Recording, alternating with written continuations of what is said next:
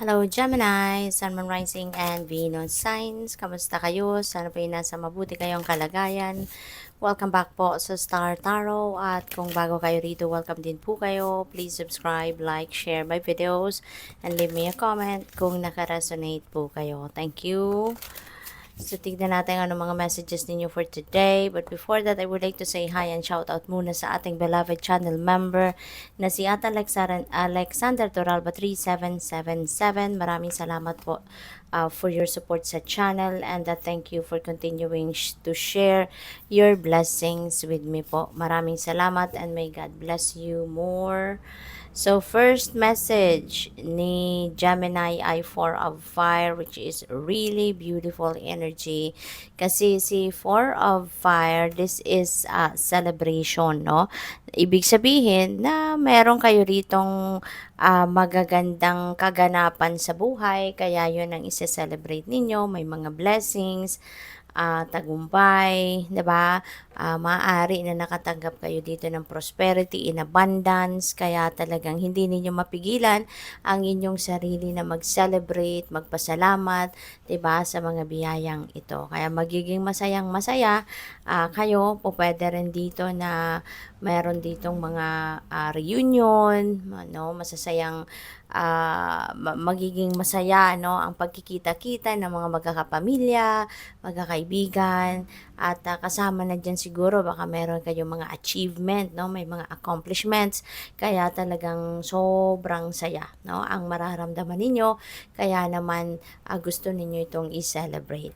So we also have number 21, the world energy. Napakaganda talaga nito. Parang ano lang, 'di ba? Parang kino-confirm lang ni the world, no, yung success mo dito sa Four of Fire, or kino-confirm ni Four of Fire yung success mo sa the world.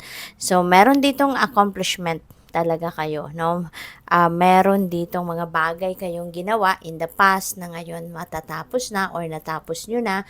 You were able siguro to to finish that up with flying colors, at kayo ay merong na rito, merong tawag dito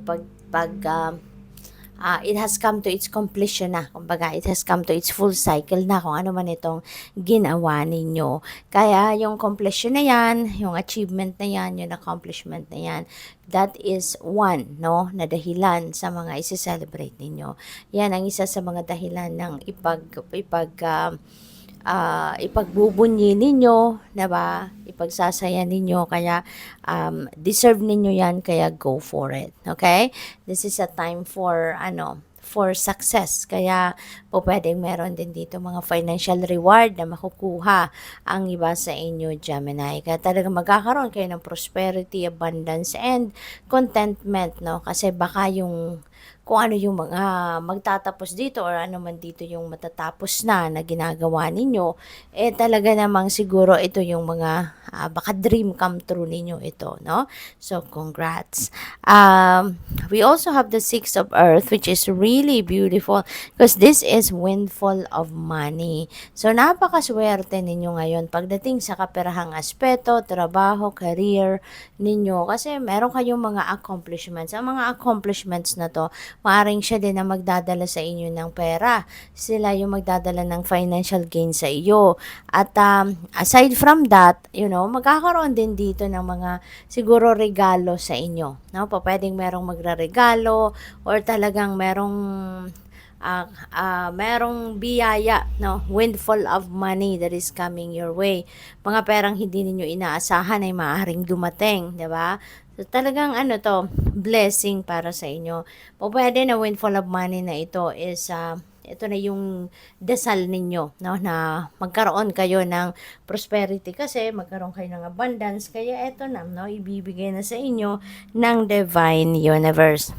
And ang maganda rin dito, no, kaya siguro kayo ibinibiyayaan talaga ng divine because you are also generous. Hindi ninyo sinasarili lang, hindi lang ninyo kinikip para sa sarili mo kung ano yung mga pera, other resources, or other material things na nare-receive ninyo, no? Yan ay ibinabahagi din ninyo sa iba.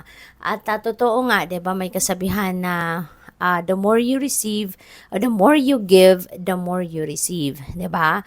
Kaya naman kayo binibiyayaan, no? Kasi marunong kayong mag-share, marunong kayong tumulong, marunong kayong magbigay, no? Kaya congrats sa inyo. There will be more prosperity and abundance, no, coming your way. So, what else for Gemini? Tignan natin kung ano pa ang mga messages ninyo. We have be patient, all is well. Okay? Maging beautiful reminder ito na maging pasensyoso at pasensyosa din kayo. Huwag kayong magmamadali. Huwag kayong magpipilit, 'di ba?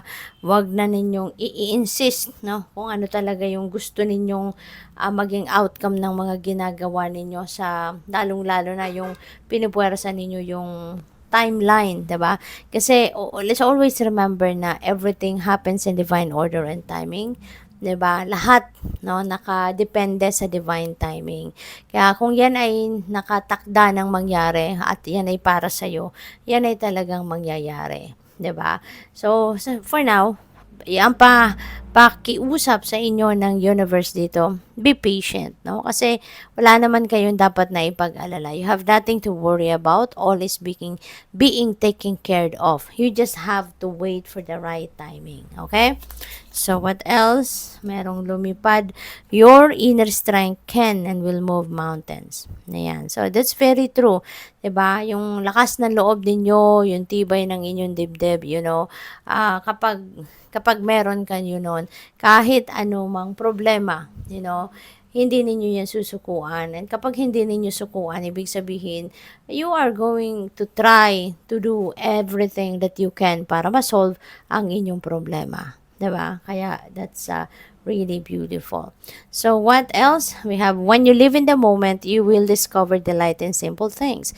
That's very true. Kasi kahit mga maliit or malalaking bagay, yan ay lalagpas lang, no, sa inyong paningin, lalagpas lang yan sa inyong sa araw ninyo, because kung hindi ninyo sinisavor, hindi ninyo pinapansin, hindi ninyo binibigyan ng panahon, 'di ba?